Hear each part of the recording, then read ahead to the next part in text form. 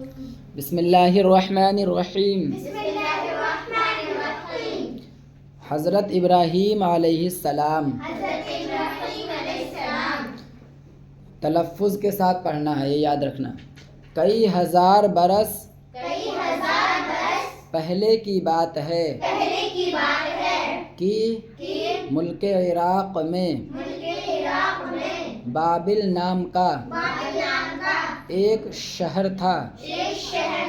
وہیں حضرت ابراہیم علیہ السلام پیدا ہوئے تھے۔ بابل کے لوگ بتوں کی پوجا کرتے تھے۔ یہ لوگ اگرچہ دنیا کی باتوں میں تو بہت چست اور چالاک تھے، لیکن دل کے اندھے تھے۔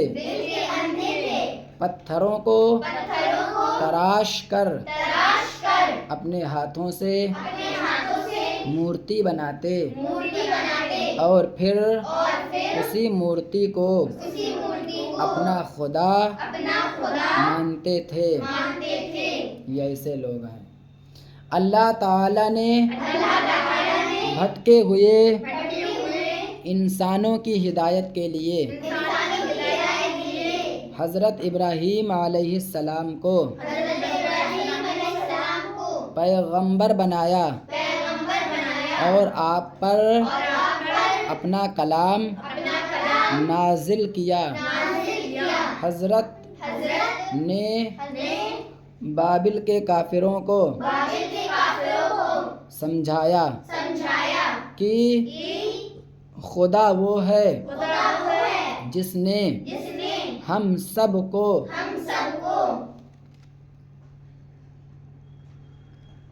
پیدا کیا، زمین بنائی، آسمان بنایا۔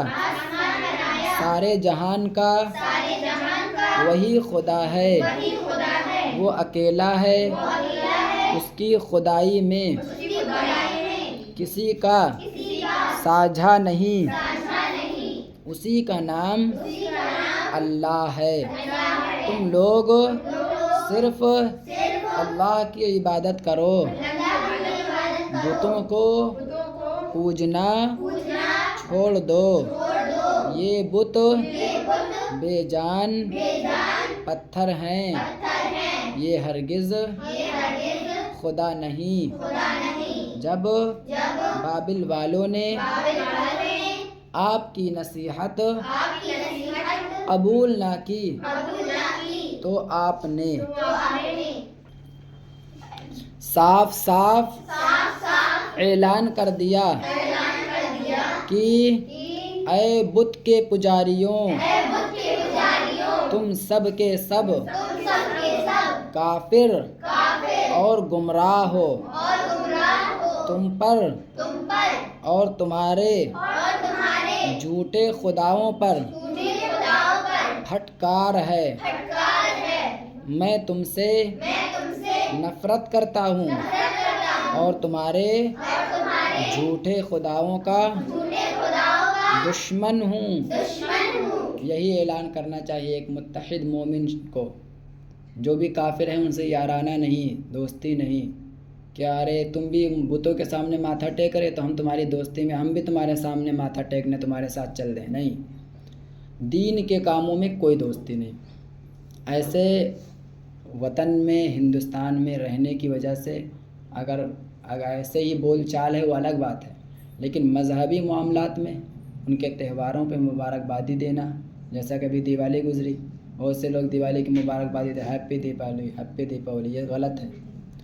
اگر کوئی صرف اگر صرف ایسے ہی مبارک دیتا ہے تو حرام ہے، اور اگر ان کے تہواروں کے تعظیم کے طور پہ دیتا ہے تو کفر ہے، کافر ہو جائے گا آدمی، فٹ سے کافر ہو جائے گا۔ تعظیماً ان کا تہوار معزز ہے، مکرم ہے، جیسے ہمارا تہوار معزز ہے، تو اگر کوئی معزز بنا کر کے مبارکبادی دیتا ہے تو کافر ہو جائے گا، پھٹ سے کفر ہے، ٹھیک ہے۔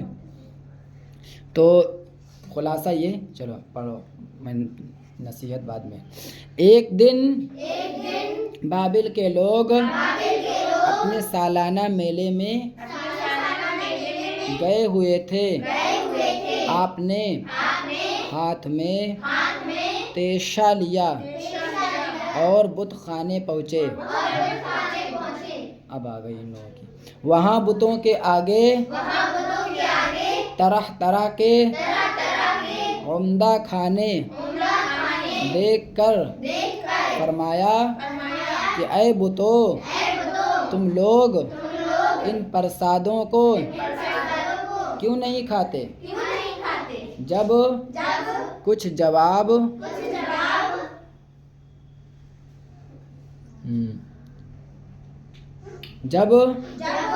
جواب نہ ملا تو فرمایا ارے تمہیں کیا ہو گیا؟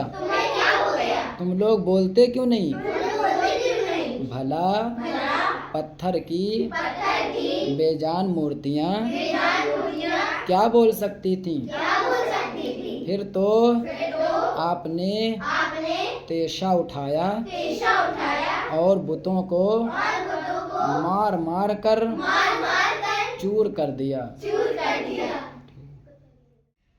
بابل کے کافر جب میلے سے واپس آ کر بت خانے پہنچے تو اپنے خداؤں کا برا حال دیکھ کر حضرت ابراہیم علیہ السلام کے جانی دشمن ہو گئے۔ انہوں نے 60 ہاتھ لمبائی اور 40 ہاتھ چوڑائی کا ایک بہت بڑا آتش کدہ تیار کرایا اور اس کو چاروں طرف دیوار سے گھیر دیا۔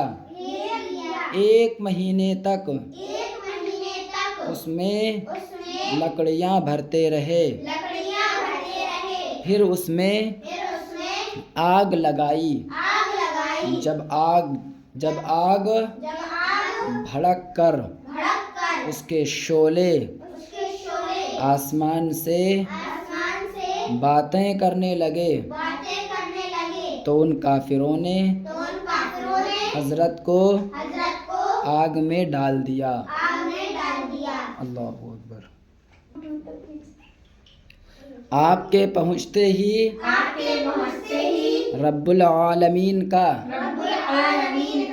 حکم ہوا کہ اے آگ ابراہیم کے حق میں ٹھنڈی ہو جا، بس پورا آتش کدہ حضرت کے لیے سرد ہو گیا اور آگ کے انگارے پھول بن گئے۔ کئی دن آتش کدے میں رہنے کے بعد آپ باہر تشریف لائے۔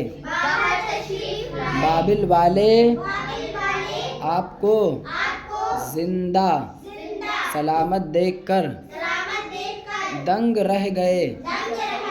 وہ لوگ آگ کے نہ جلانے پر تعجب تو بہت کرتے رہے مگر ایمان نہیں لائے۔ ظالم تھے نا، اس لیے حضرت نے بابل چھوڑ دیا۔ اس سے کیا پتہ چلتا ہے؟ جہاں کے لوگ قدر نہ کریں وہاں چھوڑ دو۔ ملک شام کی طرف تشریف لے آئے، پھر بابل کے رہنے والوں پر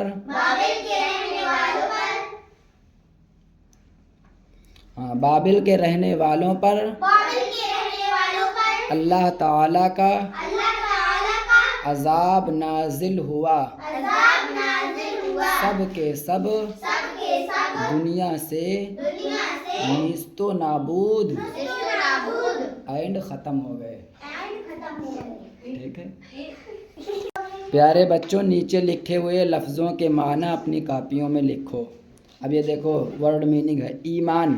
ایمان کا معنی اللہ تعالیٰ اور اس کے پیغمبروں، فرشتوں اور اس کی کتابوں کو ماننا، یہ ایمان ہے. شعلہ معنی آگ کی لپٹ.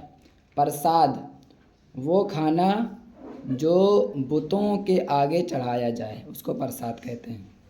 تعجب معنی اچنبھا، کوئی اچنبھا والی چیز. آتش کدہ معنی آگ کا گھر. کافر معنی دین اسلام کا نہ ماننے والا. مورتی معنی پتھر یا مٹی کی بنی ہوئی تصویر. تیشہ معنی پتھر توڑنے اور کاٹنے والا بسولہ، جس سے پتھر کاٹا جاتا ہے. بت معنی وہ مورتی جس کی پوجا کی جائے. بت خانہ معنی وہ گھر جس میں بتوں کی پوجا کی جائے. نیست و نابود معنی ختم. اور پھٹکار معنی لعنت، دھتکار. پھر اس کے بعد میں یہ سوالات ہیں. نمبر 1، حضرت ابراہیم علیہ السلام کہاں پیدا ہوئے؟ وہی جواب دے دینا. کئی ہزار برس پہلے کی بات ہے کہ ملک عراق میں بابل نام کا ایک شہر تھا، وہیں حضرت ابراہیم علیہ السلام پیدا ہوئے تھے.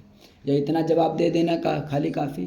شہر ملک عراق کے شہر بابل میں، بس ہو جائے گا.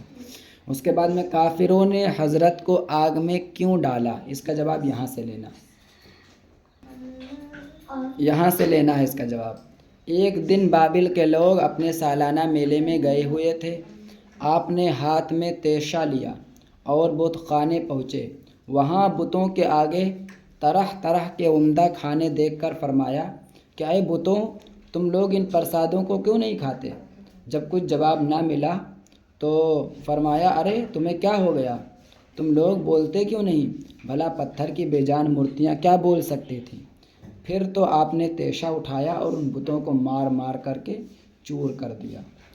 تو جب چور کر دیا تو ان لوگوں نے غصے میں آ کر کے آپ کو آگ میں ڈال دیا. تو یہیں تک جواب لے لینا، ٹھیک ہے. اس کے آگے کا سوال.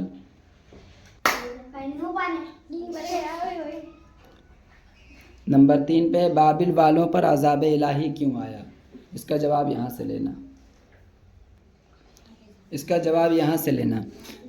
بابل کے کافر جب میلے سے واپس آ کر بت خانے پہنچے تو اپنے خداؤں کا برا حال دیکھ کر حضرت ابراہیم علیہ السلام کے جانی دشمن ہو گئے. انہوں نے 60 ہاتھ لمبائی اور 40 ہاتھ چوڑائی کا ایک بہت بڑا آتش کدہ تیار کرایا اور اس کو چاروں طرف دیوار سے گھیر دیا. 1 مہینے تک اس میں لکڑیاں بھرتے رہے. پھر اس میں آگ لگائی. جب آگ بھڑک کر اس کے شعلے آسمان سے باتیں کرنے لگے تو ان کافروں نے حضرت کو آگ میں ڈال دیا. اس آگ میں ڈالنے کی وجہ سے بابل والوں پر عذاب الہی آیا. ٹھیک ہے. تو یہ آپ کا سبق مکمل ہوا. تینوں سوال کے جواب ہو گئے اور الحمدللہ اسی سبق کے ساتھ آپ کی تعمیر ادب دوم بھی مکمل ہو گئی. اللہ تعالی ہم سب کے علم و عمل میں خوب برکتیں عطا فرمائے. اللہم زد فزد.